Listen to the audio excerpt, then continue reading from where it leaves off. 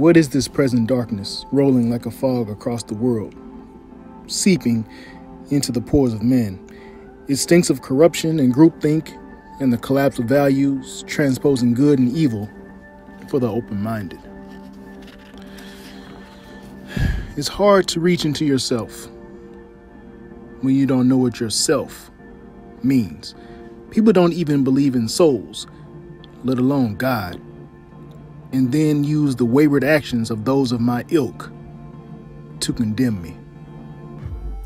The Bible says, live as free people, but do not use your freedom as a cover-up for evil. Live as God's slaves. As 1 Peter 2:16 NIV version.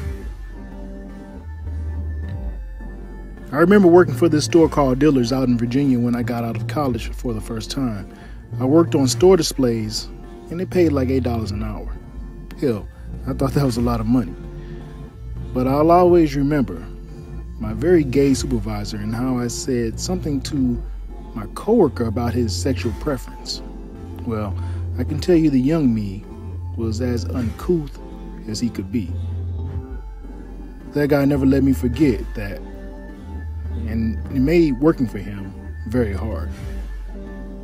They even told me that I had to wrap gifts and took me off my main job to demoralize and humiliate me.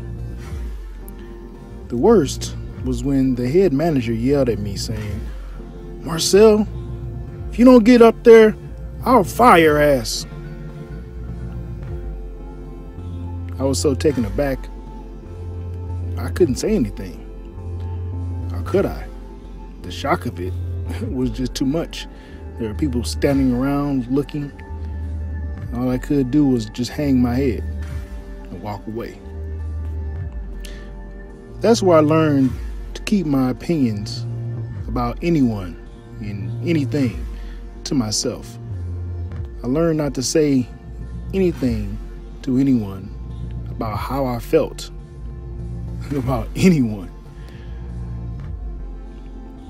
It's basically keep your mouth shut, do your work, and go home. And it very much reminds me about being a conservative and being a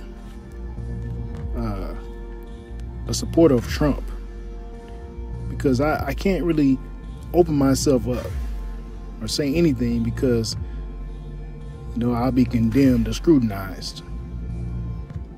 Hell, I could even lose my job. Who knows? But I don't like being vilified, and I'd rather just not say anything.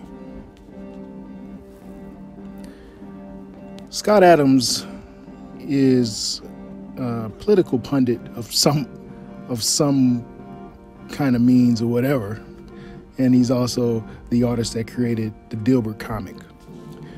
But he made up this term called cultural gravity. And he used that phrase to describe how people of a particular culture tend to look negatively upon those that make concessions to other cultures. These are people like Kanye West, who, against public peril, scrutiny, and criticism, touts his approval of Trump and his policies and makes no apologies for it. Once again, I don't think anyone can agree 100% with another person. There's always going to be some differences of opinion. There's not a lot that I would like to say about that whole subject because, once again, I don't need the scrutiny. But I will say that in being a Christian conservative, being the type of person that I think my father taught me how to be, and my mother had me or instilled in me as I grew up, for all their faults, at least I think they did something right with that. I can never say that my parents are perfect. Nobody's parents are perfect. That's a term that I don't like to use, and I believe that even to say that it begs scrutiny in itself. Okay, but I know that my values, I don't think, are harmful to anyone, and I hold on to them because of the idea that I want this world to be better.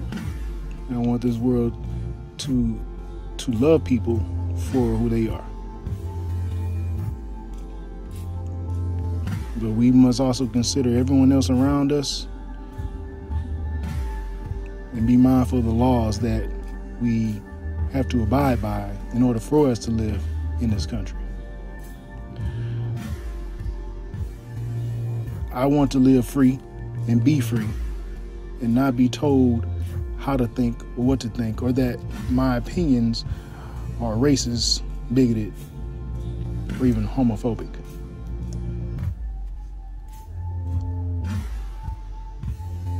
I answer to God, and that's important to me. Like I said earlier, it's hard to reach into yourself when you don't know what yourself means. And I think as understanding who God is and what He intended for me, I can at least understand myself and understand that we're all important to Him. Each and every one of us, each and every one of ourselves, we are important as individuals. And I don't need to identify particularly with any group for someone to understand how important the self is.